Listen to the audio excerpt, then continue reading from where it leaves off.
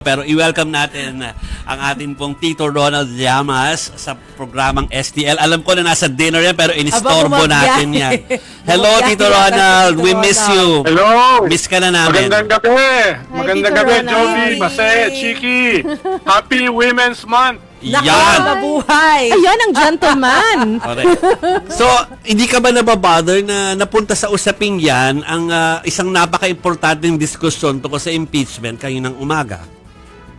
Yung mga sila Suntay, katulad ng kanyang mga boss yan Puro babawiin nila, hyperbole, no? Hyperbole daw, no? Tapos o kaya sasabihin nila, hindi ko naman pinamimigay ang KIG. Hindi ko naman sinasabing kakasuhan ng treason si Justice Carpio. Isang kanya isang kabal, isang komunidad. Kaya wag na nang patulan. Wala kayong mapupulot diyan. So, oo nga no, isipin mo kahit nga si Attorney Kaufman, parang ganyan na rin yung kanyang pamamaraan, Tito Ronald. Pero Joby, yung si Kaufman, kahit vlogger, ang dating, malaki sahod nun. Worth it, ganon. Oo, yeah. Malaki sahod nun. Parang vlogger lang di ba? Parang troll lang mag-depensa Yes. Okay, hayaan natin na si Chiki magtanong na. Oo. Tito Ronald, actually kanina kasi nagmula ngayon sa sa video ni VP Sara, 'di ba? Kaya nangyari yung analogy o nasabi yung analogy ni Congressman Suntay, 'di ba? So, sabi ni Congressman Suntay, joke daw 'yon. Paano po nai-interpret po ba talaga na joke 'yon? Na sinabi ni Inday Sara, no joke, no joke. Correct. Parang yung kay Digong. Di ba? Sinabi rin ni Kaufman. Pag sinabi niyang imambasakar ko kayo lahat, either joke yon or hyperbole. Di ba? Pero ang problema kasi ay maraming namatay, maraming namasaker. Kaya naging crimes against humanity. Hihintayin mo ba na may pinapatay si Vice President Sara bago mo sabihin Ay, Yes. Tito Ronald. Bumabiyahe kasi si Yes. Tito Ronald kaya medyo Oo. nag-choppy yung signal.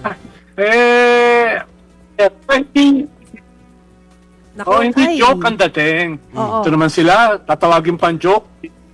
Okay. So Tito Ronald kanina, Yes. so following that pina-strike out na nga yung comment na yon ni Congressman Suntay. Tapos ang sabi niya, this is a terrible precedent kasi sabi niya, paano 'yan? Pag nagsabi pala ng neither illegal or neither immoral, pwede palang ipa-strike out na lang 'yan. So parang may censorship daw. Ano po ang tingin niyo po dito?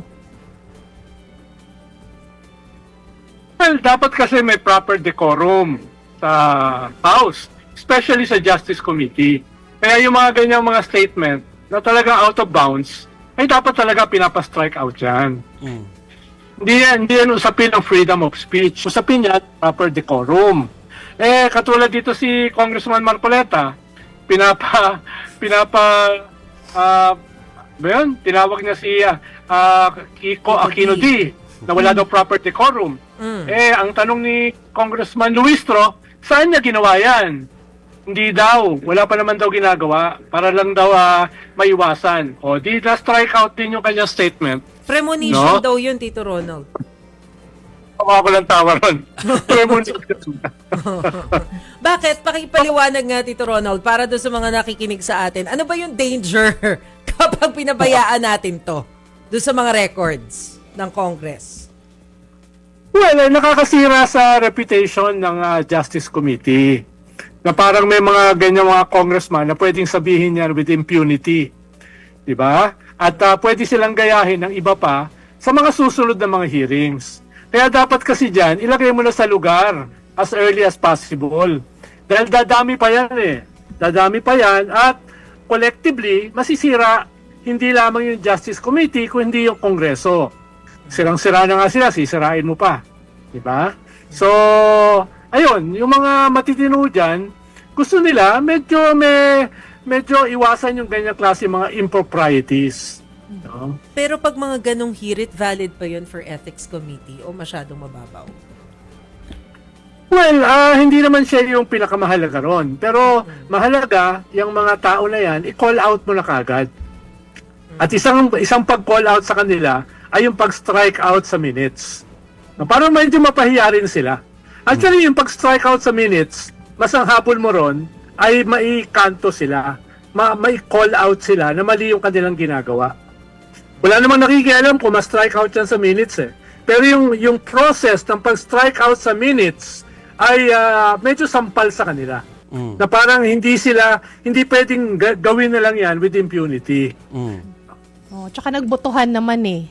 Oo. Yan na yung pinag-uusapan natin instead na yung sufficiency in substance.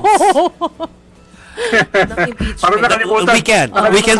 We can talk about that yung talagang yung tungkol sa pagdedesisyonan na articles of impeachment ito Ronald. Pero maglalasa lang ako doon na sana komentaryo sa ating lahat tungkol doon sa yung mga importansya ng words lalo na kung leader ka.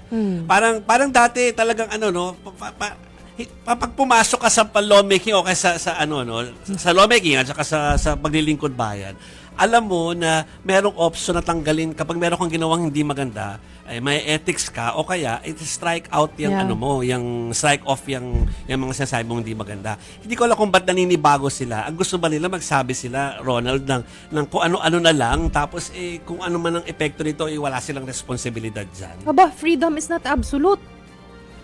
Well, sabi nga ng mga defense lawyers sa ICC, ang problema dito sa nangyari, nag-create ng mga mini Digongs, mini Dutertes, no? At hindi lamang sa pagpatay, kung hindi sa conduct.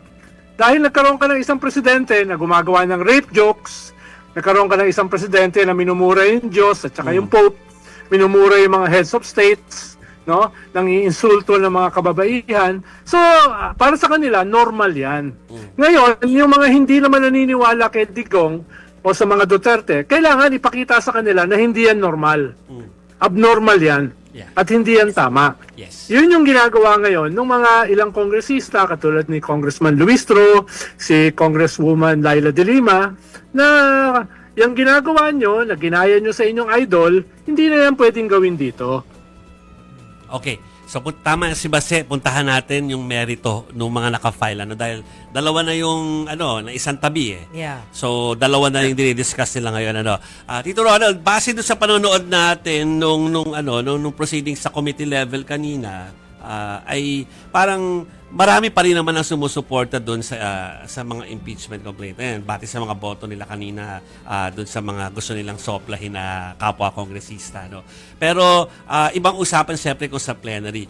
Ganun pa rin ba yung prediction mo na lalo't yung NUP nagsabi na hindi sila as a party boboto dyan. Lulusot pa ba ito, Ronald Llamas, or baka may konting posibilidad na hindi? Hindi, nandun naman lagi yung possibility na hindi. Okay. Pero tingin ko ay lulusot yan. Okay. Dahil ang kailangan mo lang naman 1/3 eh. Hindi yan kasing dami nung impeachment last year na umabot yata ng 260 votes. Hindi yan naabot ng 260 pero enough para makuha yung 1/3. Una, sa Justice Committee ay maaprubahan naman niya yung 3rd tsaka 4th impeachment in both form and substance. Okay. No, maaprubahan yan. At dahil nga sa desisyon ng Supreme Court, magkakaroon ka ng parang semi-mini trial. Part ng evidence ay pag-uusapan dyan sa Justice Committee. Ang concern naman ng NUP last week ay meron bang bagong evidence? Well, dun sa 3rd at saka 4th, merong puwang para sa bagong evidence dahil kasama dun yung SALN eh. Which means, kung kasama dun yung SALN, may malaking possibility na pabuksan yung mga bank accounts ni Sara at nung kanyang immediate family. Tingin ko yan yung new evidence. Tingin ko yan yung game changer. Tingin ko nga may mga tetestigo dyan sa Justice Committee tungkol dyan. Kaya tingin ko yung hinihingi ng NUP na new evidence ay masasatisfy. Masasatisfy yan pag nagsimula na yung mini hearing dyan sa Justice Committee. At tingin ko, makakatulong yan para maaprubahan ng mahigit 1/3 yung impeachment pagbaba sa plenary. No? Kaya ako confident na yan ay maaprubahan sa Justice Committee at saka sa plenary. So- Ibang usapin sa Senate. Okay. So yung presentation kanina ni Congresswoman Leila De Lima ng tungkol sa SALN at saka doon sa mga sweldo. So parang preview lang 'yan, meron pang mas pasabog diyan, ganun ba? Yes, tingin ko that is setting the predicate Okay. for the bank accounts. Dahil bubunggo mo kasi yung SALN doon sa kanyang lifestyle, sa kanyang kayamanan, sa kanyang ari-arian, etc. At isa sa mahalagang element niyan, yung mga bank accounts. Kaya pwede mong pabuksan sa AMLA. No? Pwede mong pabuksan. Kaya tingin ko, yan yung magiging bakbakan sa Justice Committee. Pero pagbobotohan yan No? Pagbobotohan yan. Pwede silang tumakbo sa Supreme Court, pero malamang, pag umakyat sila sa Supreme Court, it will take some time. Ibig sabihin, pwede na yung lumabas sa Justice Committee, ang usapin ng mga bank accounts na yan. Hindi ako magugulat, no? Hindi ako magugulat kung sakaling ipapatawag dyan sila Senator Trillanes, sila former Deputy Ombudsman Carandang, pwedeng AMLA, etc. Hindi ako magugulat. Hindi ko sinasabi na ipapatawag sila. Pero, Tito Ronald, yung sinasabi mo kanina na, o sige, confident ka na mukhang may impeach sa Congress, pero ibang usapin sa Senate. Bakit? Yes. Bakit iba sa Senate? Anong... Dahil sa Senate kasi 2/3 Oh. ang kailangan mo. At yung majority sa Senate ay only 15. At doon sa 15 na yon, hindi naman lahat yon ay critical kay Vice President Sara. Kahit sabihin mo na objective sila, even the minority. In the real world, ang mahalaga dyan, yung individual calculations ng individual senators. What's in it for them kung sila ay boboto or hindi sa impeachment? Kaya, for now, medyo uphill yung 2/3. Pero, hindi imposible. Kung maalala nyo, even yung impeachment ni Chief Justice Corona ay hindi naman, a small minority lang naman noon yung pwede mong sabihin na nung simula ay open para sa conviction. Pero nung matapos yung impeachment, 20 yung bumoto. Ibig sabihin, marami yung mga either na-convince nung ebidensya, na pressure ng popular na pagtingin sa impeachment, or may mga iba pa silang mga political calculations katulad ng carrot and stick, quid pro quo. Yeah. No? Kaya maraming variables will be at play sa Senate. Na sinasabi ko lang, mas mahirap sa Senate dahil 2/3 ang kailangan. Yeah. Sa impeachment, 1/3 lang ang kailangan. Follow up Kaya ako. kung yan ay papasa sa Justice Committee, most probably, yan ay maaprubahan sa plenary. Pero iba sa Senado, syempre. Yeah. Yes. Kaninang numbers doon syempre. So, singit lang ako, Chiki, Yes. Pa-follow up ko lang ito ko sa, kasi simplistic to, Ronald, sa panahon na parang alam natin na cash na ang kalakaran ng korupsyon dito. Cash, meaning talagang cold cash. Meron pa ba makikita sa AMLA? Kapag ang AMLA ay nagdesisyong buksan niya, may makikita pa ba sa Actually, mga no? account?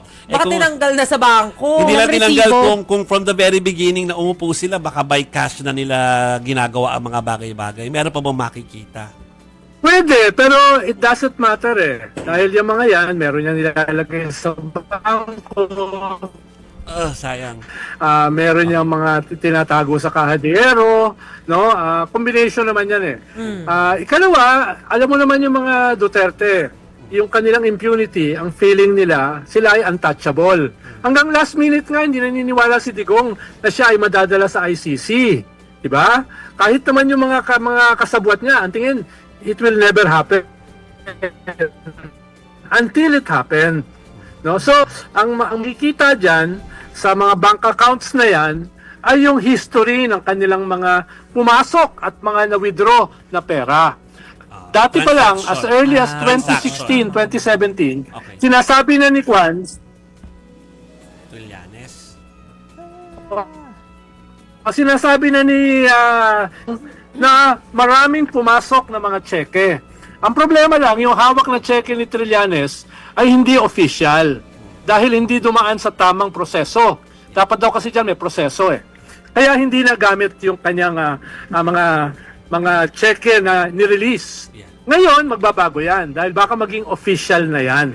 Pero kung titignan mo yung mga nilabas dati ni Senator Trillanes at saka ni Deputy Ombudsman Carandang, medyo questionable yung mga pumasok na pera in the hundreds of millions. Dahil yung mga nagbigay ay mga